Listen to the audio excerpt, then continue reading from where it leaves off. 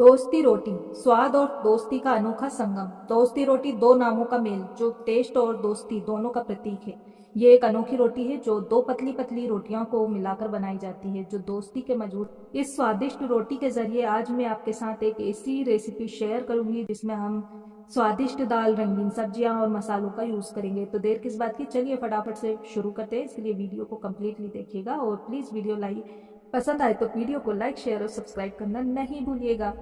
सबसे पहले दोस्ती रोटी लेकर के एक बाउल ले लें और उस बाउल में रोटी रखकर बाउल के साइज का मनपसंद का एक बाउल बनाकर तैयार कर लें। देखिए इस तरह से, और इसे हम 3 से 4 घंटे के लिए पंखे में सूखने के लिए रख देंगे, जिससे रोटी कटोरे के साइज में सूख जाएगी और हमें रोटी के बने बनाए कटोरे मिल जाएंगे। तो इसे हम पंखे में रखेंगे, तब तक आगे की तैयारी कर लेते हैं।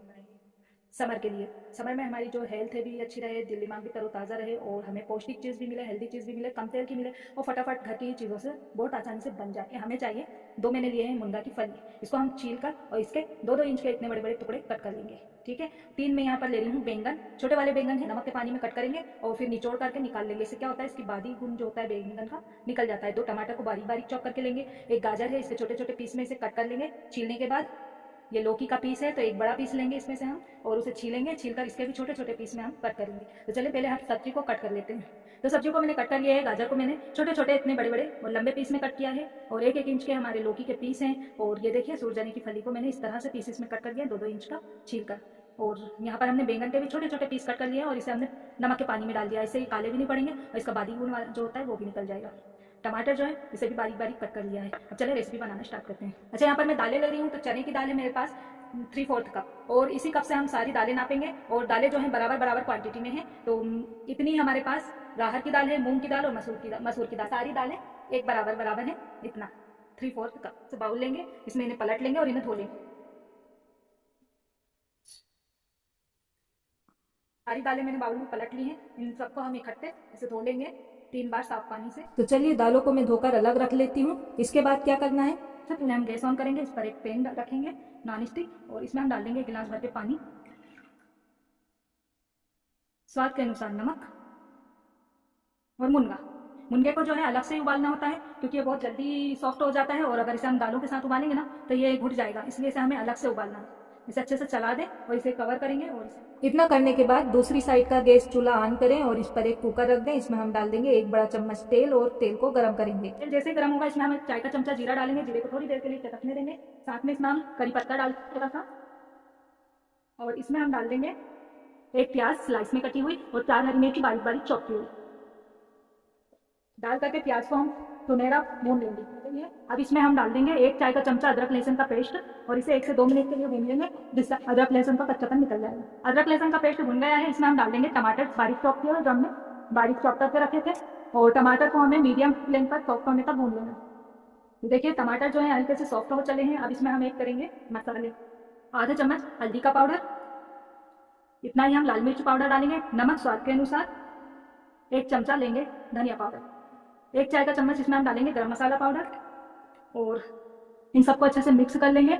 इसमें हम थोड़ा सा पानी डालेंगे जिससे मसाले जो हैं तले में चिपकेंगे नहीं और इसे 1 मिनट के लिए भून लेंगे। मसाले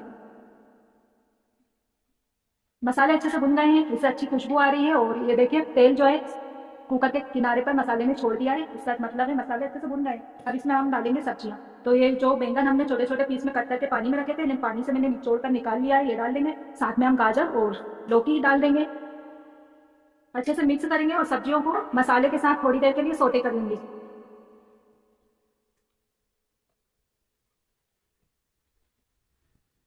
तो इसे कवर कर लेंगे, बीच बीच में चलाते हुए इसे हम भून लेंगे। आँच को मीडियम कर देंगे। देखिए सब्जी जो है 1-2 मिनट के लिए भून गई है, इन्हें मैंने धीमी आंच पर भून लिया था। अब इसमें हम डाल देंगे दाल जो हमने धोकर रखी थी, 3 बार साफ पानी से धो दिया था मैंने इसे। ये दाल डाल देंगे हम इसमें। वही तो दालें डालकर अच्छे से मिक्स करेंगे और दाल को भी हम 1 से 2 मिनट के लिए अच्छे से भून लेंगे। ऐसा करने से दाल जो है जल्दी गल जाती है और दाल का जो टेस्ट है बहुत ही अच्छा आता है। फ्लेम को थोड़ा सा तेज कर दें। देखिए दाल को मैंने 1 से 2 मिनट के लिए मसाले के साथ भून लिया है। ये देखिए अच्छे से भून गई है, ये खिली खिली बढ़िया से। अब इसमें हम डाल देंगे पानी। तो यहाँ पर मैं 1 और आधा लोटा यानी 1.5 लोटा इसमें पानी डालूंगी। इसमें ही अच्छे से गल जाएंगी दालें। अच्छे से मिक्स कर लेंगे। मिक्स हो गई है। अब कुकर का ढक्कन हम लगा देंगे और दाल को 3 सीटी आने तक गला लेंगे। जो फली है ये हमारी अच्छे सॉफ्ट हो गई है, इसे मैंने 3 से 4 मिनट के लिए पकाया। इसे हम चेक कर लेते हैं। ये देखिए, ये जो फली है अच्छे से सॉफ्ट हो गई है। इसे वापस से हम कवर करेंगे और इसे एक साइड पर रख देंगे। इधर दालों को 3 सीटी आने तक हमने पका लिया था। अब प्रेशर कुकर का जो प्रेशर है ऑटोमेटिक रिलीज हो गया है। कुकर के ढक्कन को खोल करके इसे हम चेक कर लेते हैं। ये देखिए, दाल बहुत अच्छी तरह से हमारी गल गई है।